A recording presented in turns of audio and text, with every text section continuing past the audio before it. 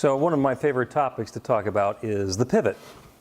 And you guys have heard about the pivot once or a dozen times or 100 times, depending on how often you've been in class. The pivot is when we find ourselves looking into the inky shadows, into the darkness, experiencing something that we don't like, and realizing that in order to see something different, to have a different experience, we need to turn around and look at something more desirable. We have to be able to look towards the light. Sounds so simple. Looking at the darkness, don't like it, turn to the light. There's a bit of subtlety involved in the pivot. It's not like it's one of those things where you just learn about it and say, oh, I'm having an experience that I don't like. Let me turn to something different instead. What we need to be able to do is look a fact in the face, understand the experience that we are having, understand what we're looking at, accept the possibility that it could be different, and then start trying to understand what we want to be looking at instead. So there's a whole process that we get to go through. It's not just like, oh, I don't like it, so let me look at something else. It needs to be quite intentional. So we do these meditations a couple of times every day. I had the opportunity to do several of them from the grounds at Unity Village. And it made it just a little bit more impactful for me, but still the same thing. The stories that come from the people who are involved in the meditations are where they are in their life at the time.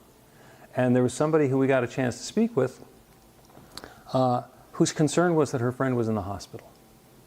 And that had her captivated. She was looking at the challenge and the difficulty of her friend being in the hospital. And she wanted the meditation and the prayer that we did at the end of the meditation to be about that challenge and the circumstances and the situation that her friend was facing. And so we unpacked it a little bit. In the hospital is not a definition. In the hospital is a description. So, is it sad that her friend was in the hospital? Yeah. For the friend to require being in the hospital was, that was challenging, and there was some difficulty, and there was some discomfort with all of that. However, if you come across somebody lying on the sidewalk, unresponsive, hospital's good. Hospital can be very good. And the reason is that we're having the experience is because perhaps that's required. So the prayer wasn't for her friend to not be in the hospital. The prayer and the meditation was for all of the pieces fitting together in a way that brought love and harmony and uplift and joy and goodness into the situation. So if somebody's going to be in the hospital, we want them to be getting excellent care. We want the combination of care and activities and events to unfold in a way that's going to bring as much in the way of harmony and uplift and good as is possible in the circumstance. And I hope I'm not ruining the surprise, but this life that we're living on Earth has an expiration date. It is not unlimited. At some point, we're going to reach our expiration date, and then we get to go on and do something different. And with that in mind, nobody stays in the hospital forever. We go to the hospital and something happens, and then something else happens. And the idea is, if harmony and uplift and love and joy unfolding is for healing and for recuperation and recovery and discharge and going on with life and doing whatever is going to be done with whatever repairs have been executed at the hospital, great. And if in fact somebody gets to the hospital and they're approaching their expiration date, then the prayer becomes very different. It's to know that anyway, love is unfolding. There's an opportunity for harmony and peace and goodness to be revealed. I've been talking to a lot of people about hospice and end-of-life care lately. And it's very rich. I've been married for 30-something years to a childbirth educator. It's 38 years of marriage. He hasn't been a childbirth educator the whole time. I don't get the arithmetic right. It's one end of life. And the new parents are A, very excited, and B, a little mystified, and really concerned that they're going to get it right, that they're going to be able to go through the process. And then shortly after having a baby, they're exhausted. and trying to figure it out. And to my experience, that continues on for at least 50 years, perhaps longer. And the opportunity is to be present every step along the way through whatever process it is that we're involved in. And the first thing that we get to do is understand where we are. As I'm looking into the shadows, what am I looking at? And what do I want to be seeing instead? Sometimes I'll spin around towards the light. And sometimes, just because that's the way I am, I'll spin right back towards the dark. Okay, there's love and possibility happening. There's good that's going to unfold. But wait a second, that person's in the hospital, or this is the challenge, this is what's going on, this is the money situation, et cetera, et cetera. And then I get to repeat the process. And sometimes, quite frankly, I feel like a ballerina doing a pirouette, spinning around as many times as I have. The thing that's important about the pivot is to understand where you're starting. What is the balance point that you're in right now? Because we all have the assumption that we are standing in perfect balance right now, and when we're looking at this situation, we can just turn away from it. But a lot of times it captivates us, it hooks our attention, and we're leaning in. So we're leaning in this way, and if you try and pivot, everything tips over, and it doesn't work. So the first thing that we want to do is make sure that we are centered and aligned and in balance in whatever it is that we're looking at that we want to pivot on. So yeah, pivoting sounds really easy. Then again, this whole teaching sounds really easy until you get into the details. And the practitioner students are going to start a second 30-week series next year to finish up just on the section of how do you do healing prayer on behalf of other people. So it is simple, but it's not easy. So the question is, how's your balance? How are your relationships going? Because one of the things that we've noticed is that if I have a relationship and it goes a little bit sideways, I get to look at that. And if I've been in a series of relationships and they've all gone sideways in the same way, perhaps I'm leaning over this way, and that's just the way the relationships are going to go until I bring myself back into alignment, until I'm in balance, and then I can do that pivot clearly from what I've been experiencing to what I want to be experiencing. And if you're smug and satisfied because your relationship is doing just fine, then how's your health? Same thing happens.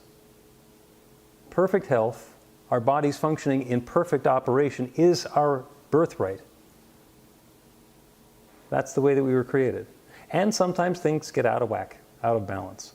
And on the one hand, that's a problem. And on the other hand, that keeps the healthcare profession busy. You go for it, Joe. So understand where you are in your health. And by being in that point of understanding where you are, and not just your health, your physicality. You know, there are people who have wanted for their entire life to be taller, or to be lighter, or to be heavier, or to be stronger, or to be quicker, or to be whatever. And for some people, it's not going to happen. My friend Martha Creek, more than friend, mentor Martha Creek, said that she finally decided that her desire to have the physical experience that she was envisioning and her willingness to go to the gym and change her behaviors was not in balance. So she came to a new balance point. She says, I'm going to be okay exactly where I am. And that's the key part. If you keep pretending that you want to be somebody who you're not, and you're leaning over in this direction and wanting to be leaning in that direction, then the whole thing doesn't work. It doesn't serve us. Oh, and this applies to everything, by the way, finances. You know, people say, oh, I wish I had enough money. Okay, great. I wish you have enough money too. I set the intention for you to have enough money. Now, what does the word enough mean? Because for some people, enough money means that they can cover cab fare home. And you're going to worry about everything else after that. For other people, it's, well, the first of the month is coming up, I want to make sure that I can pay the mortgage or the rent, to have enough to cover the bills. Some people are thinking about retirement and there needs to be some mythical amount of money that they need to have. Oh, well, if I have this much money, then I can retire successfully. And as soon as the stock market drops by 30 points, their whole universe shatters.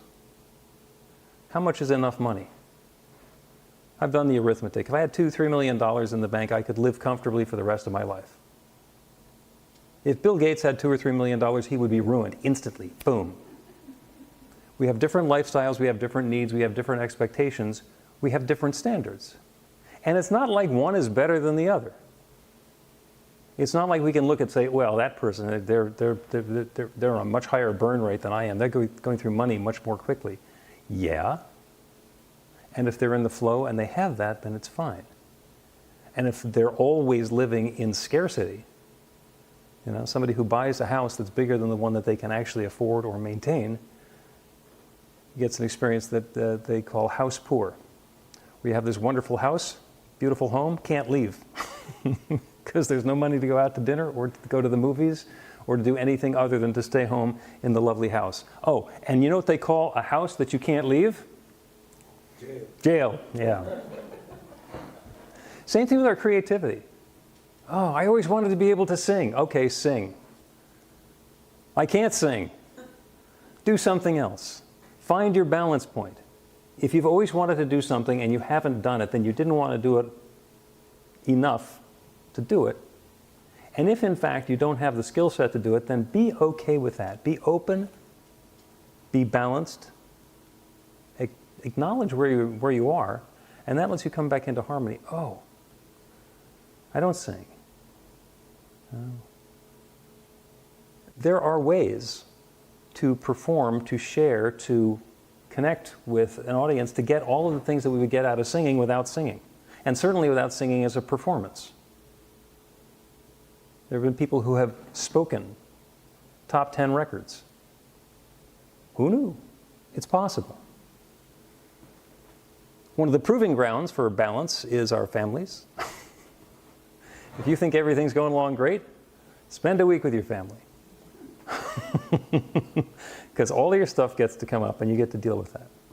Same thing happens with our spiritual practice. Oh, I want to be deeper and more involved in my spiritual practice. I want to be more committed to my spiritual practice. You know what's going to commit you more to your spiritual practice? Trick question, practicing. Yeah. If you want to meditate 15 minutes every day, then just do something. And if you sit down for 15 minutes and your mind goes into monkey chatter, you know what you do the next day? Sit down again. And do it again and continue the process, continue the practice until something changes. And one of two things will change. Yeah, there might be more than two things. You'll either give up and say, this is not for me. Or you'll realize, if I fine-tune what I'm doing in my spiritual practice, it'll work better for me. We can adjust what it is that we're doing so that it becomes meaningful for us. So if it's not working now, if you're leaning too far over this way, don't keep insisting that it's going to work, that you're going to be able to pivot around over there until you bring yourself back into balance. Apparently, one of the things that's coming into vogue now is not going away on exotic vacations, but finding ways to have a vacation when you're at home. Which sounds like fun. I came up with it, I learned this week the term land snorkeling. Anybody heard the term land snorkeling? Land snorkeling, yeah, right. It's just the visual on land snorkeling is plain fun. And the idea is that instead of just wandering around on land, you pretend like you're snorkeling on a coral reef. And I spent a fair amount of time snorkeling and scuba diving on coral reefs. There's a lot of stuff going on. There's a lot of richness and detail. And it's a lot of things that we don't normally see. You know, with the corals and the fish and the movement and everything else that's going on a coral reef, there's a lot of life going on. And the idea with land snorkeling is to just pay that level of detail as you're walking around in daily life. So you can wander around the yard or the neighborhood or the park or whatever and just go into minute detail as though it's a coral reef. And that's what they call land snorkeling. And we call it mindfulness. I can go on a nature walk and ignore everything, or I can go out in nature and see in very close detail what's there, and in a lot of cases what's changed. So I learned this land snorkeling term earlier this week, and then as I was out walking my dog, I think this morning, I noticed that there are little tiny flowers, little tiny yellow flowers all over the lawn of one of my neighbors, and they were new in the last day or two. So, and Breen is nodding because he probably has those little yellow flowers, and when we get to the wisdom share, will tell us what they're called, maybe, or maybe not. And I noticed that. And maybe that was me doing a little bit of land snorkeling. To notice when the crack in the sidewalk has gotten bigger and now there's something growing through it. Is it important to know that that's happening with the crack in the sidewalk? Probably not, unless it's my sidewalk and somebody trips on it. But the awareness and the willingness to let our attention be that focused and let go of everything else winds up being very important. That can help bring us back into balance. And the important part is if you have to call it land snorkeling because you don't do mindful meditation, that's okay, even if that's what you're doing. If you're looking for a spiritual practice, then do the land snorkeling, but acknowledge that that's mindfulness and let that bring you back into balance and alignment. There are opportunities to change and to shift and to make things different in lots of different ways. So I went out to Unity Village this week. We're doing a site visit for the Anton retreat, which is going to be a real big deal in October. Quick shout out, if you have ever wanted to go to Unity Village for an event, the Anton retreat, which is from the 6th to the 10th of October, is going to be spectacular. On Tuesday night that week, on the 7th, there's going to be an open house. Ricky Byers is doing a concert. Martha Creek is doing the talk. It is going to be awesome. And we're going out learning how to do a 1,000-person event. And I was on the way home. I was traveling with Paul Hoyt, my minister friend from Center for Conscious Living. And for some reason, we were sitting in a bulkhead seat. So it's right between first class and not first class. And when the flight attendant was doing the safety briefing, and actually they were playing a briefing, off of a recording. So, and you've seen this, they just have to stand there and put the seatbelt together, and we uniformly say, really? 2025, you need to be taught how to put on a seatbelt? There's probably some more remedial training that needs to be done. And she's just standing there. She's right next to me. I'm in the aisle. And she's putting the stuff, the card and the oxygen mask and the seatbelt training thing, like in the seat pocket in front of me. She's just reaching down and getting this stuff and going through. And she was very sweet about the whole thing. And she did the seatbelt thing, and I said, I love this part. So I'm starting to have a conversation with her. And I said, oh, oxygen mask. She says, a lot of people think that this is a metaphor. She didn't know she was talking to a couple of ministers. And that we've used that a lot of times. And if you are not familiar with the metaphor, it's when the oxygen mask drops down. You should put your own oxygen mask on first before you assist another person who you're with. And that's counterintuitive in a lot of ways, because people think, I'm with my child. I've got my 7-year-old with me. I need to take care of my 7-year-old. What they don't realize is that when the oxygen mask drops down, it's because there is no oxygen. So the person who's putting oxygen masks on the whole group really needs to be able to breathe. Right. So it's a bad situation to have the 7-year-old have to spend some time without oxygen. It's a much worse situation to have the 7-year-old traveling companion pass out because there's no oxygen, leaving the 7-year-old going, what? What? Because then there's nobody to help them. And the key thing that happens in there, the indicator that there's some change underfoot, is that the oxygen mask comes out. You don't have to think about it at all until the compartment opens and the oxygen mask shows up. So until that happens, everything is fine. And when that does happen, if that does happen, in the unlikely event that the oxygen mask should drop, it's nice to know what to do. I was listening to a conversation between my daughter and her mom. And my daughter is moving up to Troy, New York, and she's got some friends who live up there. And they have a little baby. And so our daughter is volunteering to help take care of their baby. And the discussion with their mom is, oh, we think you'd be wonderful. And so my daughter wants to learn infant CPR. Childbirth educator mom, we've been over that before. And they immediately dive into the details of where she can learn infant CPR. And I let this conversation go on for a little while, and I said, do you know first aid? Well, no. It's like, it's really important to learn first aid before infant CPR, and that's mostly for when the oxygen mask drops part of the program. We need to notice that there's something that needs attention so that we can then spring into action and do something. And first aid training is like that. People sometimes don't want to do first aid training. I'm inviting problems. If I learn how to deal with these terrible tragedies and problems, then I'll attract them to myself. No. No, that's not true. Being prepared doesn't actually invite any of the things that we're prepared for. It's focusing on them and being afraid of them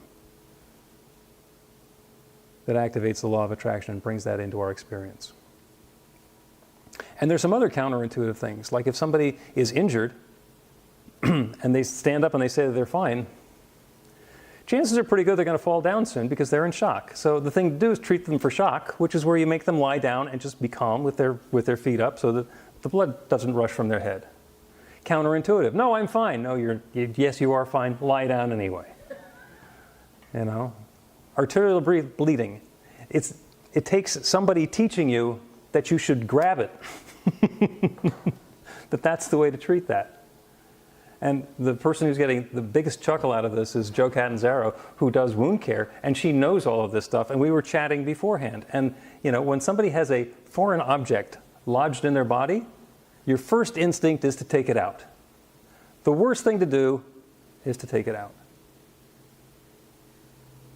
So understanding what it is, what that shadow is, what that means, what's going on there, wanting to be in a place where we can be in balance and respond in a way that's going to be helpful and uplifting in the situation, first requires that we don't assume that it's going to happen properly, that we're not out of balance, figuring it's never going to happen to me. To be in that place of preparation, of connection, of openness. And then when something happens, to be able to pivot. There's been a situation, now I can turn towards the light. I can invite in something good and uplifting and different. We all can. When we're ready to pivot, it's about being in alignment and balance so that we can freely move from one situation to another, to be able to look a fact in the face and turn and know something better. We not only can do that, we are doing that. I invite you to do that intentionally, consciously, and joyously, because that's the gift that you are. You deserve it. So it is. Thank you.